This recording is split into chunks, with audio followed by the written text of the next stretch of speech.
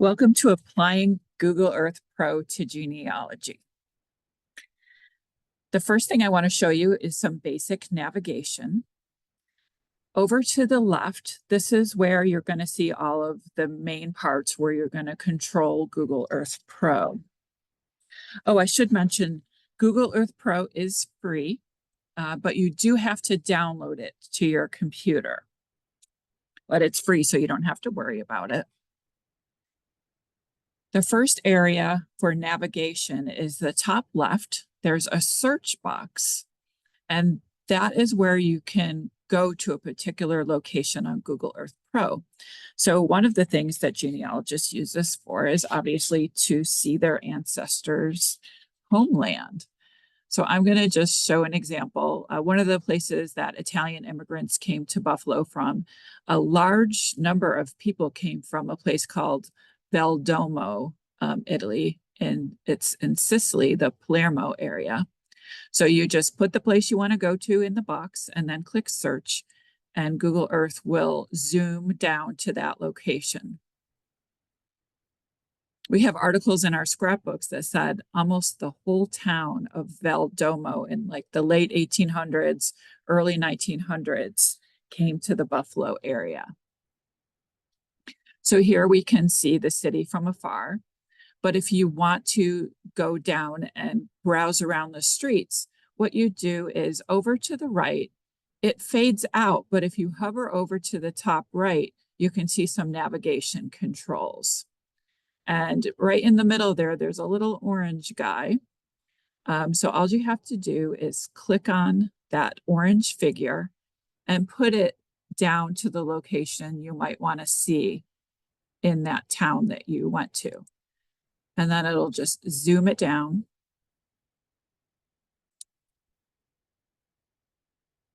So here's a church.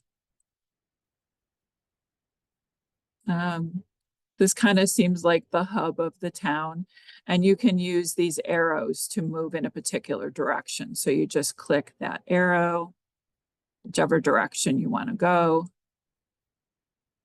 and you can travel through the town. I love the roads. Isn't that cool? The different pavers that they used. Different shops and restaurants and a really pretty view. So next I'm going to go ahead and go to Buffalo and show you some more features. So I'm just typing Buffalo, New York and click search, and it'll take me over there.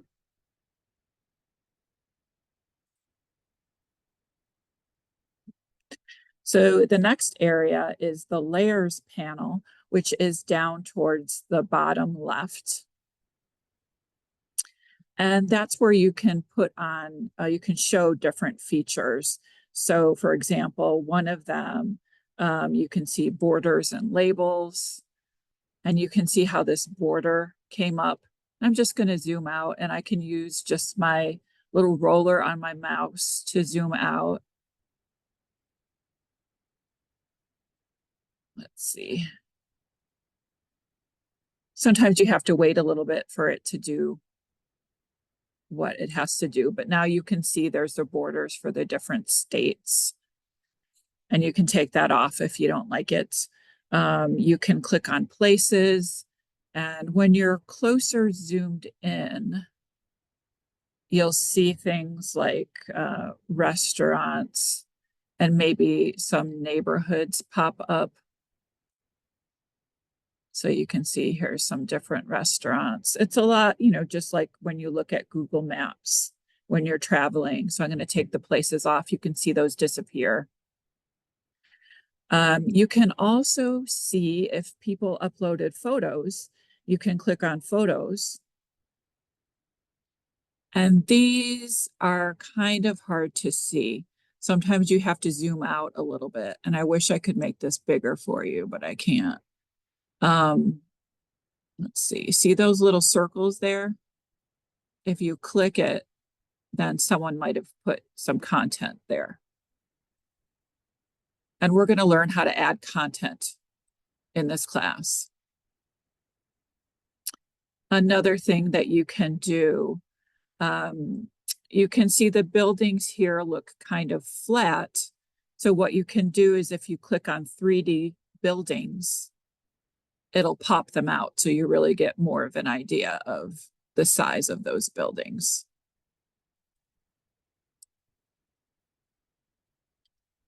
And you can play with all of those layers, and we're going to show you some more things having to do with that later. The main place that you're going to use is in the middle places. So I'm just zooming out a little bit. I'm just using my wheeler on my mouse. One of the things that you can do is you can tilt the map around. And what you do is you just hold on to the map with your mouse. Just keep holding down on your mouse. Hit the Shift button and then pull. So you pull back, it tilts it. And you can go forward, left, and right. It'll spin it. But when you kind of pull it down or pull it up, that's where you can do the tilting. And a lot of times, you know, we want to see it flat like this so we can see everything we want to see.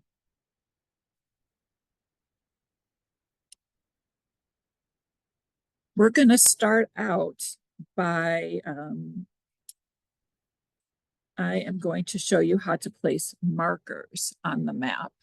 So this is a great way to track your ancestors if you want to put markers on all the places that they lived. And I did a project with Grover Cleveland. So President Grover Cleveland lived in Buffalo for quite some time, and I made some markers associated with him.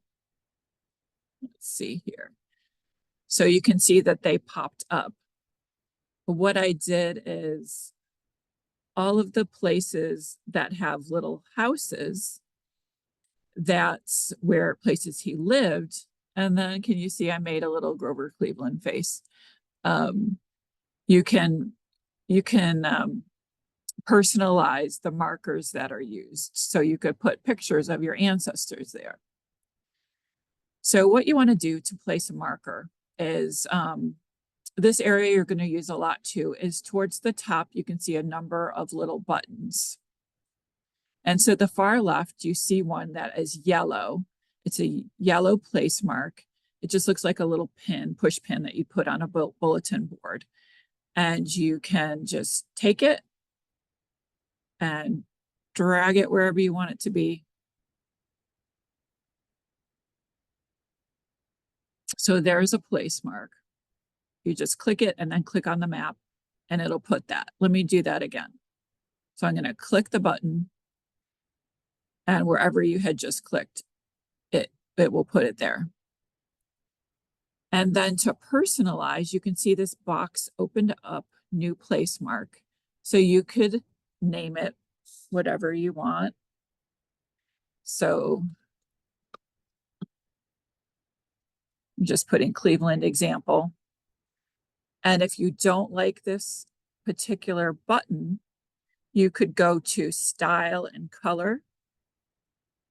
And if you click, so there's a label. You can see my label. When I typed in the name, it put that as the label. So whatever you type up here, that's going to be the label for your marker. And you can change the color. If you wanted to change the color, you just click in that little square and choose whatever color you want and click OK. And then the label changes color. So I'll do that again. Here's label, click on the little color box, and then you can change it.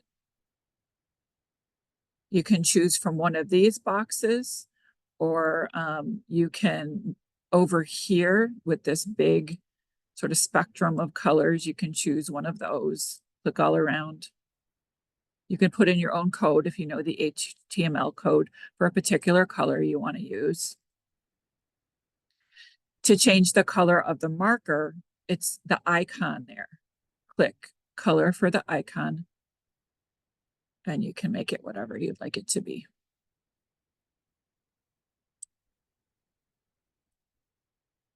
Now, if you really want to get really fancy, what you can do is where it has this little pin to the right of where we put in the name, you can click there and they've got some preloaded styles here.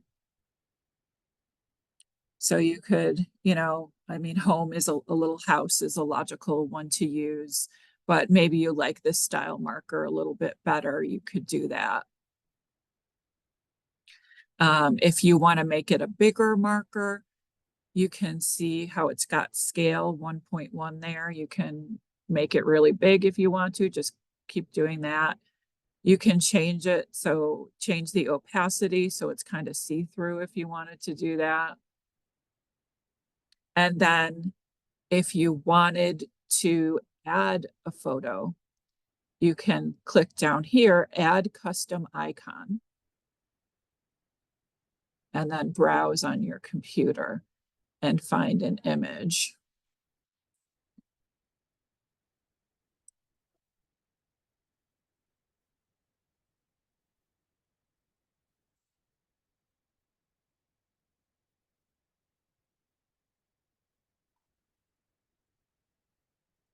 So I'm just going to choose Grover Cleveland Boulder.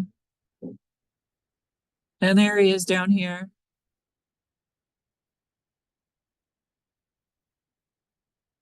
And you could make him a different color. We can make him green. And they change his color.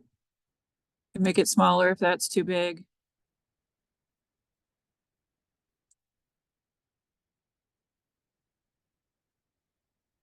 So that's how you place a marker. Another thing that you can do is you can add content to any of these. So maybe you have a picture of your ancestor, a picture of their house, a document, or maybe you just want to type some information about your ancestor. So I did a couple here. So I'm going to click on this marker, see how it's blue and underlined text. This means I've added info already. And so if I click on that, I added some content. Whenever you want to add content to a marker, you simply select whatever marker you want. So maybe I want that marker. You can click it over here. And you right click over the one that you selected. So it's this blue highlighted one. And you choose properties. So this is how you would edit the marker or add content in there. So what you could do is add local image. So you're going to have, for a local image, this is what I recommend doing. You can add in a web image, but you never know when links are going to change. So I recommend downloading what you want to add to your computer. So if I add local image, so let's just say I'm going to add this buffalo here. And then it's in there. You could also add text in here. This is where great grandma was born. You can choose, a large amount of text. You can put whatever you want in there.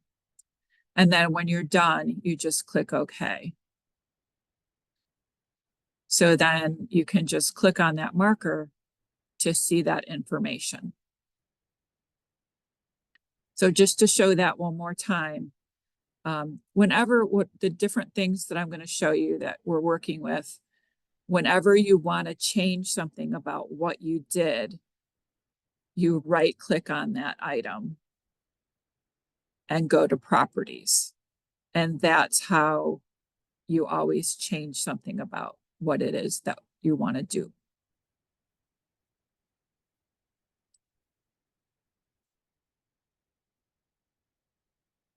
Another thing that you can do is you can add a path.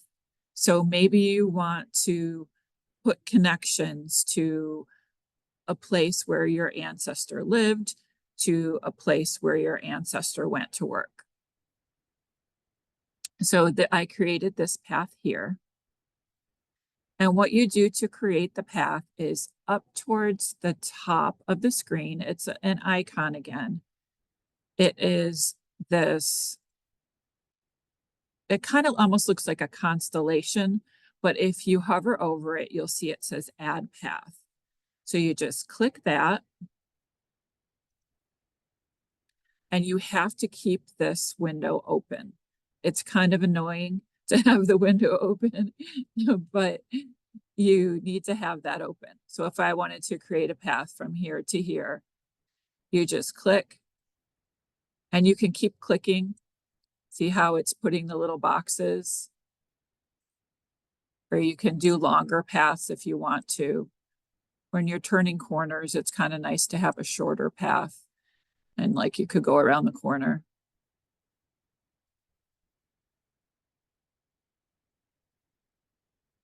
And then you could name that path.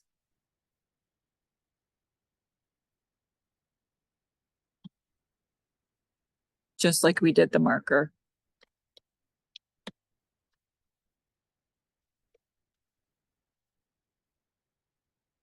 And if you go to style and color, you could change the color of that path.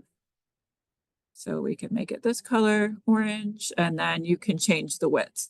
They are very thin, the lines. And then,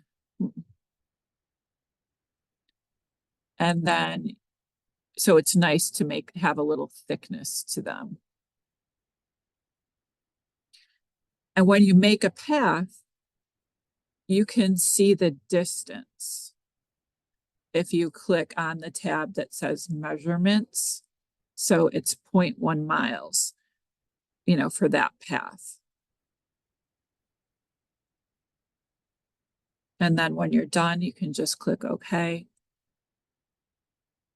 And you can always right click on it, go properties, and you could, add to it if you wanted to add to it later on.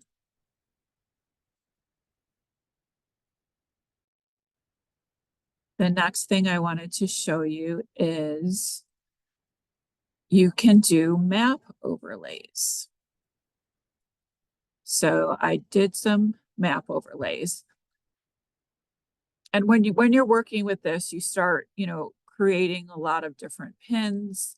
You do have to pay attention to the places and what you kind of add things under. So like if you create a Grover Cleveland folder, you want to make sure all the pins that are associated with that are underneath. So oftentimes when you add something, whenever you want to add something, click on the main part of that. So I have a folder here, Grover Cleveland, and if I'm selected on that, whatever I add will pop up under here and line up with the other things added to that project. So you can see my Grover Cleveland path, it put it under there. But you might, if you're starting like a new project, you would want to click on My Places here to start a new project. Add, so I'm right clicking on My Places, add folders, and then you could name that folder.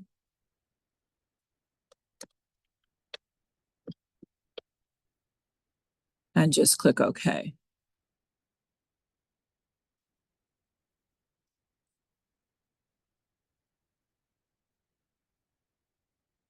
So here's a Grandma Stevens folder that I added. And it can be kind of annoying if you've got a bunch of projects open. So if you're not working with Grover Cleveland project anymore, you just take the checkbox out of that. And then those markers won't show on the map. So let me show you that again. You can, if that's selected, then you see everything for that particular project on the map. If you deselect it, it will hide those things. So you can do that for individual items. So you could just take out certain ones if you didn't want any of these houses and you just wanted to focus on the places where he worked, which are these little Grover Cleveland faces. You could do that.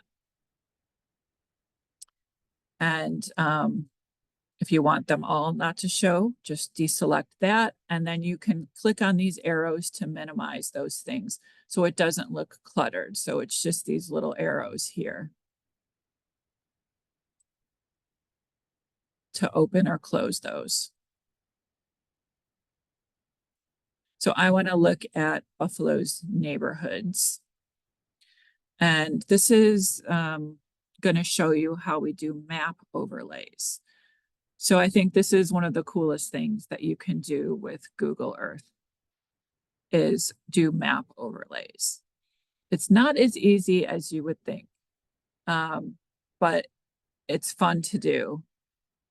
So I'm going to select on Canal District map 1893. This is one I created already.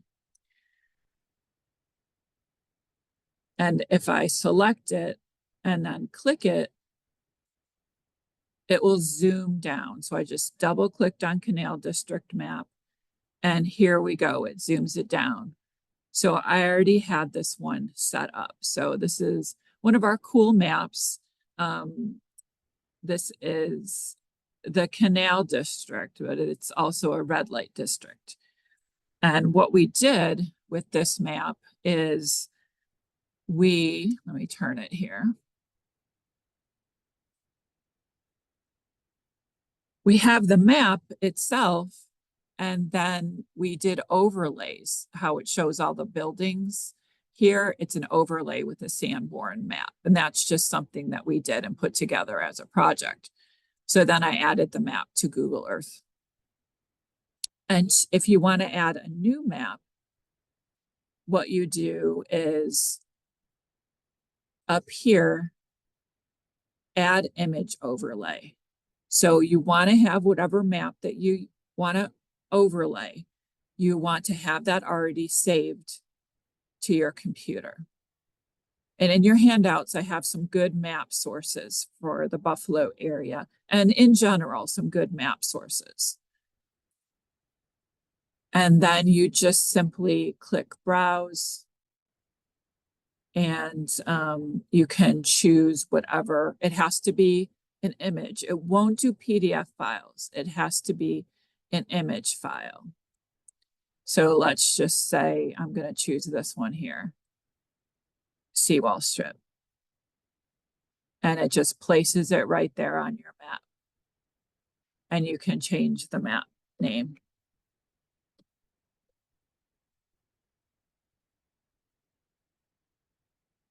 And you click OK, it's there. Now it's not lined up. So you have to line it up. I'm just going to zoom out so I can see where I am.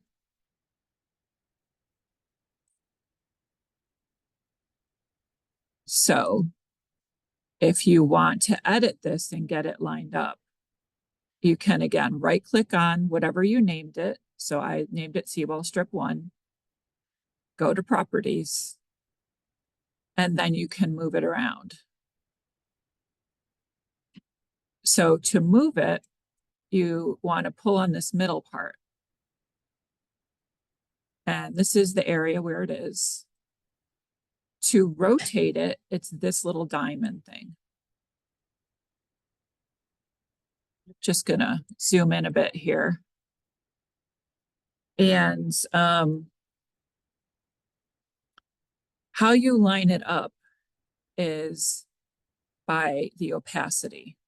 This is all manual. There's no special way that you can just, put in some coordinates and stick it on there. So you just see how you can see the opacity there. So this we'll want to make bigger. And to keep the map the same shape, so it doesn't distort the map, you want to hold onto the Shift button and then pull. So you can make it bigger.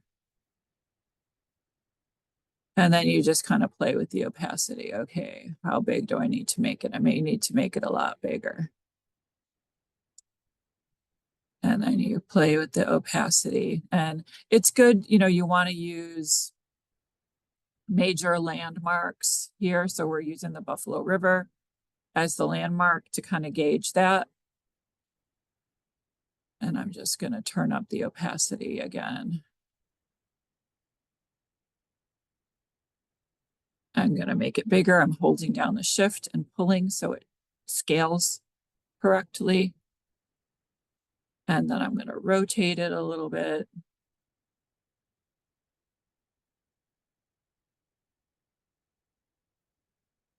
And you just keep going back and forth. So you can see I need to make it bigger.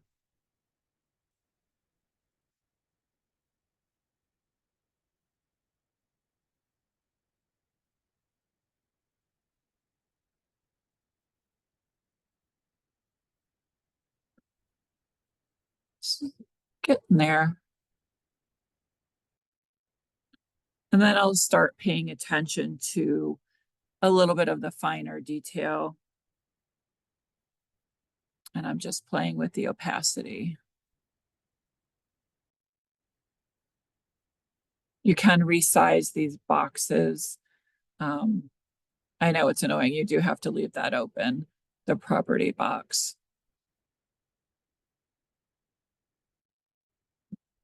And just whenever you feel like it'll leave the opacity wherever you left it. So you just want to make sure that you make the opacity as dark as you want it, whether you want it kind of see-through or not. And I know that's not exactly matched up. But I'm going to go ahead and unselect it and then show you one. After I played with it for a while, I think I got it lined up pretty well.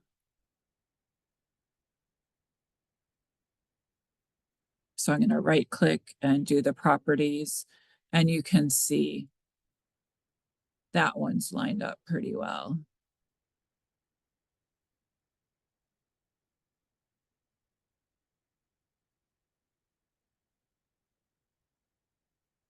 I'm going to unselect that so that doesn't show. You can do, larger scale maps. I'm just zooming out with my mouse wheel.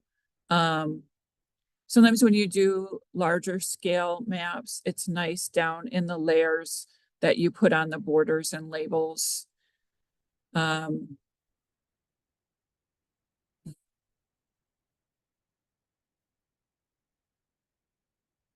So if I want to do, I did one that is a New York State map.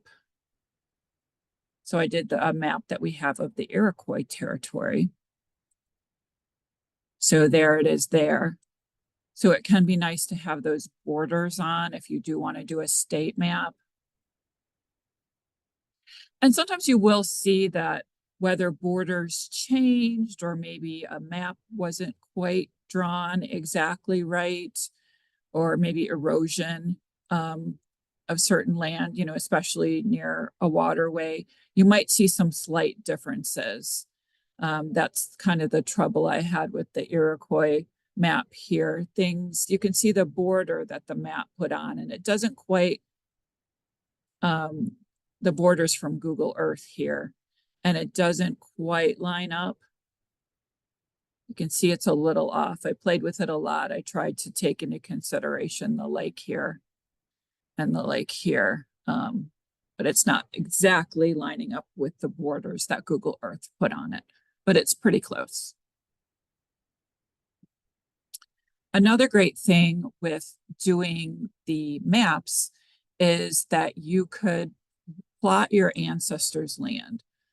So this isn't going to be exactly scientific, but there are a lot of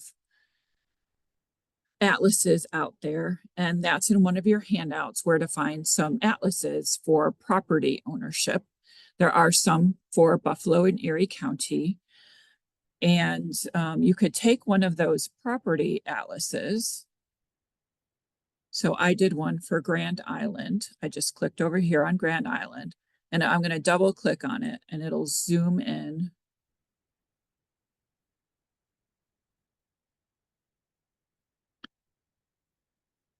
And I'm going to just hit shift and kind of pull that map around. If I go up, it'll make it more flat.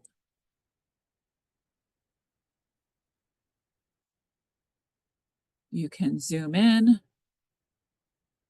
This one, I believe, is an 1880 atlas. And then if you find your ancestors' property, what you could do is there's something called the polygon tool that you could draw around their property. So up here, it looks like a polygon and it just says add polygon. It's very similar to how we did a path. You just click on that and then this little square pops up. So if these two, this is Mr. Gorton's land. So say we wanted to outline lot 81 and 82, that is his land. We can just click on the corners of the property, or you can make multiple. If it's oddly shaped, you can keep, dotting. See how I'm dotting that? If it's not quite straight, you can keep putting dots. Or you can just do it straight across and click on the next corner. Click on the next corner. And then click. And then what I would do, let me just name that. So I'm going to put Gorton property here.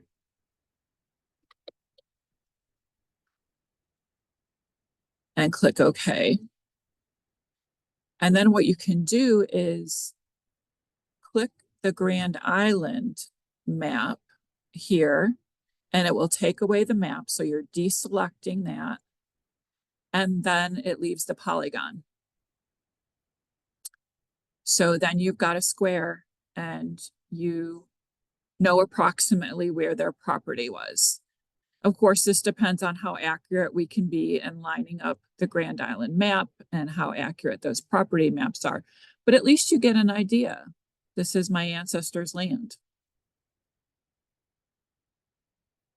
So I'm going to go ahead and open it up to questions. Let me see. I think there's a couple questions in the chat. So someone is asking, sorry, I missed the detail, but are we signing into our own account so images and details we add can only be seen by us, or added as images and details public? So this is a file that would be on your computer. And what you can do is you can save them. Let's see. Save place as. So if I'm clicking on roaming Cleveland here, you can save place as, and it will save it. Google Earth saves as KMZ files. So this is something that is your own personal project, and you click save. And then it's saved to your computer. And what you can do then is if you want to share it with somebody else, you could email, your family members different files, and maybe they want to add information into those pins. Or maybe they want to add one of their relatives' properties to the project. Like if you, saved a whole project and sent it to them, you could right click. You could right click on like a whole folder. So this Buffalo Neighborhoods project where I have a whole folder of information, you can click save place as, and you can just save it, to your computer. So it can be tricky if you go between different computers. It can be a little tricky because whatever version usually these will save. So if you're on your computer, these will be placed here. So usually next time you do want to click file and you want to save it. Let's see. You want to save my places here before you close out, and then it will keep them here. But if you switch between computers, obviously you're going to go into your files. And then, so if I go into Google Earth Pro and I want to open up roaming Cleveland, I can open up that and it'll if that wasn't already in here, it will put it here.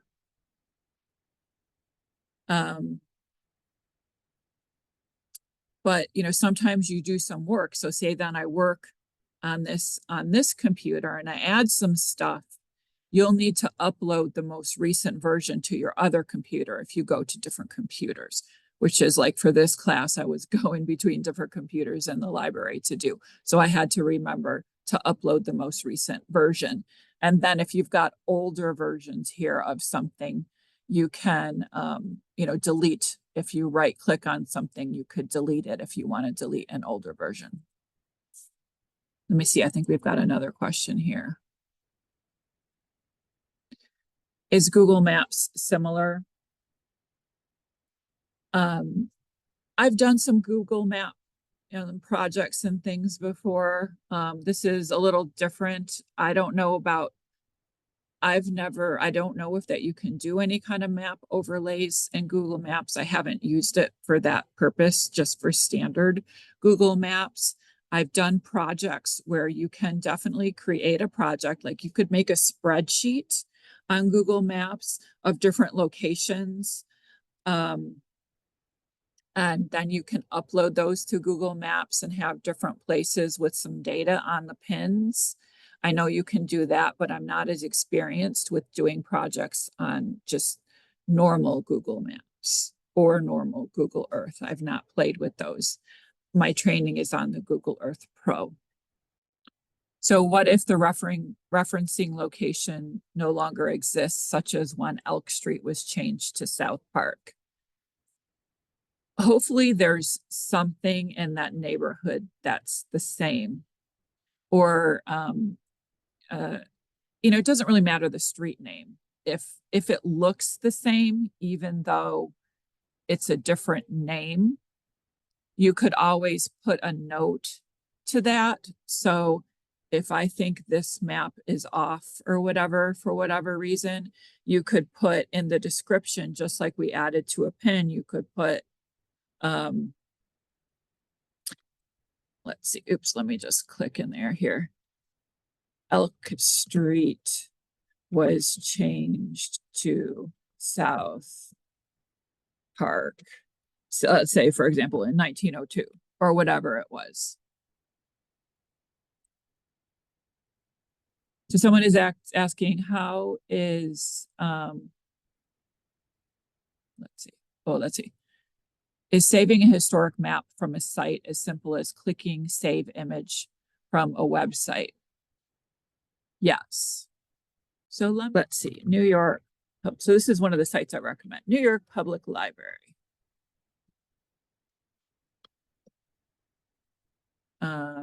Digital collections.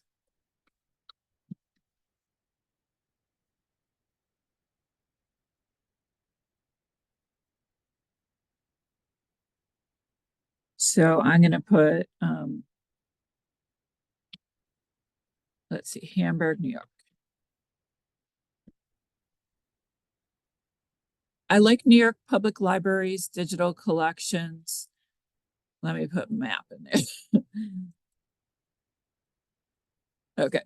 So I do like New York Public Library's digital collections because you can download really high quality images. So here's one of the Village of Hamburg.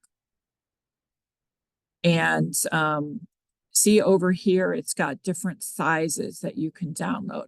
I always download the original. It's going to be a larger file, but if you need to expand it, it's not going to get blurry. So I just would click original.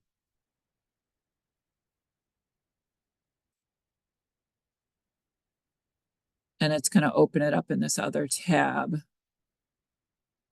And different sites might be slightly different as to how you download something, but then you could, if I'm right clicking on this image and doing save image as, and I'll just go to my Google Earth Pro and put in Hamburg here. And you want to make sure you save it as an image. Don't like change it to a PDF because you can't do PDFs with Google Earth Pro. And then you just click save and it saves it to your computer. And that's as easy, that's pretty easy to do. On your handouts, let's see.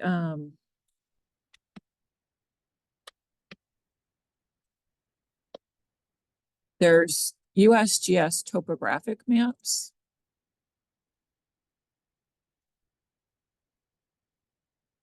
Get topo maps. Historical topo maps. This is on your handout.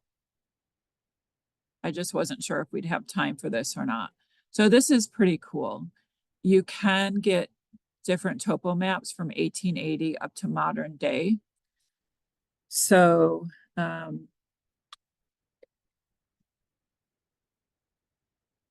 we'll just do Buffalo.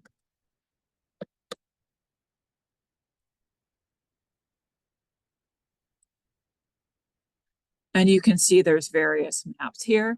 And these are cool. These are already KMZ files.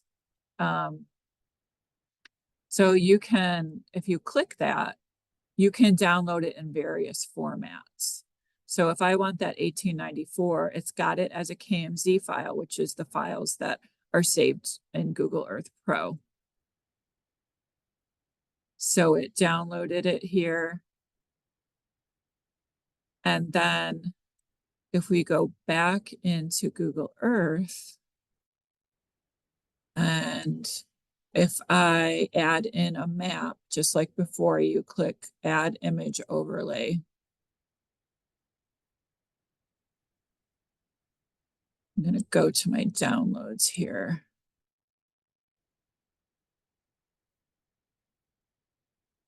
So I just double clicked on that map that was in my files and it just automatically places it.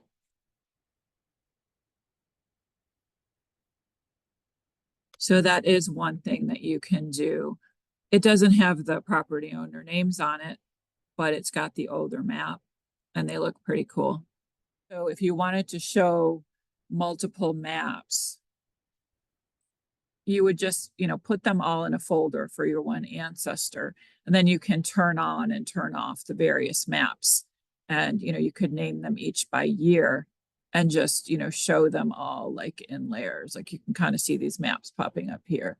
They're kind of in the same area or whatever. I have images and stuff, but you could just keep selecting them and deselecting them. And you could watch it over time. There are some maps in Google Earth that they usually only go back to 1980s. So see here, there's like a green arrow.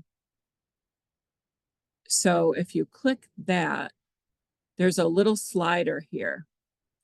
And you can see 6/2024. So that's the most recent image that they have. So this is like satellite images. And it looks like it goes back to 1934. So you can keep moving it. It might be cool to do, for canal side area to see the changes that have happened a lot recently. And you can keep, like, if you click the back arrow, it'll take you one step back. There could be a lot of step backs, and maybe you don't want that. This is in your handout too. So say I want to really make a jump here. So it looks like there's 2004, 2002, what's down here? 1995, all the way back. I don't know what's up with this. Some kind of aerial map, aerial imagery.